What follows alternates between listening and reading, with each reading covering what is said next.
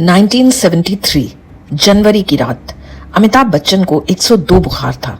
फिर भी वो एक पार्टी में आए हुए थे क्योंकि पार्टी बहुत इंपॉर्टेंट थी। प्रोड्यूसर जीपी सिप्पी ने हिंदी फिल्म इंडस्ट्री के बड़े बड़े सितारों को बुलाया हुआ था।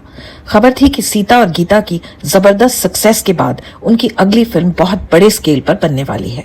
उसके लीड हीरो के लिए धर्मेंद्र और संजीव कुमार तो पक्के हो ही चुके हैं, लेकिन एक और हीरो की कास्टिंग अभी बाकी है। इसी रोल को पाने के लिए अमिताभ बच्चन जोर लगा रहे थे। ये और बात थी कि उन्हें ज्यादा उम्मीद नहीं थी रोल मिलने की। खबर गर्म थी कि रमेश सिप्पी शत्रुघ्न सिन्हा को लेने वाले हैं। उस समय शत्रुघ्न विलन होते हुए भी कई हीरोज से ज्यादा पॉपुलर थे और रामपुर का लक्ष्मण के बाद तो उनका सितारा चढ़ता ही जा रहा था। उधर अमिताभ अब तक करीब 1 दर्जन फिल्मों में काम कर चुके थे और उनमें से एक भी हिट नहीं हुई थी। और वाकई पार्टी में शत्रुघ्न सिन्हा की एंट्री होते ही ऐसा लगा जैसे 1000 वॉट का बल्ब जल गया हो। शत्रु रमेश सिप्पी और जीपी सिप्पी के साथ फोटो खिंचवा रहे थे और अमिताभ बच्चन एक कोने में चुपचाप खड़े थे। एक डिस्ट्रीब्यूटर रमेश सिप्पी के पास आए और बोले, सुना है आप इस लंबू को फिल्म में लेने की सोच रहे हैं। ये गलती बिल्कुल मत करना। ये ज्यादा लंबा है, ज्यादा पतला है, हैंडसम नहीं है और सबसे बड़ी बात अनलकी एक्टर है। जो पिक्चर करता है पिट जाती है। उस वक्त तक जंजीर रिलीज नहीं हुई थी, इसलिए उनका ये कहना कुछ हद तक लॉजिकल भी था। आखिर इतना पैसा खर्च करके फ्लॉप फिल्म कौन बनाना चाहता है।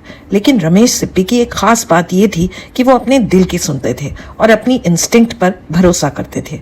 उनका शत्रुघ्न सिन्हा को ना लेने का एक कारण ये भी था कि पिक्चर में पहले से काफी बड़े बड़े सितारे थे, संजीव कुमार, धर्मेंद्र, हेमा मालिनी, और वो ये जानते थे कि जितने बड़े सितारे उतनी ही मुश्किल होती है सबकी ईगो को हैंडल करने में। और कहीं ना कहीं उनके मन में अमिताभ का नाम इसलिए चल रहा था कि सलीम जावेद ने उन्हें जंजीर पिक्चर के कुछ सीन्स दिखाए थे। एक डायरेक्टर के एंगल से रमेश सिप्पी को लग रहा था कि इस एक्टर में कुछ तो बात है। एक मदद अमिताभ को धर्मेंद्र से भी मिली, जिन्होंने रमेश सिप्पी से उनकी सिफारिश कर दी। इस तरह शोले के जयदेव का रोल अमिताभ को आखिर मिल गया। बाय चांस फिल्म का एक रोल उनकी पत्नी जया भादुरी के लिए भी एकदम परफेक्ट था, end of course she was a top actress at that time. तो जया बनी ठाकुर की विधवा बहू। इस तरह एंट्री हुई अमिताभ बच्चन की शोले पिक्चर में। आज हम सोच भी नहीं सकते कि जय के रोल में कोई और हो सकता था, लेकिन है ना ऑलमोस्ट अनबिलीवेबल कि कभी सदी के महानायक छोटे से रोल्स के लिए तरसा करते थे। उनकी सक्सेस से एक बार फिर साबित होता है कि अगर आप में टैलेंट है तो बस कोशिश करते रहिए, अपना टाइम आएगा। द मेकिंग ऑफ शोले के अगले एपिसोड में मैं आपको बताऊंगी कैसे शोले की शूटिंग लोकेशन तय हुई और वहां शूट करने में कितनी बड़ी बड़ी मुश्किलें सामने आई।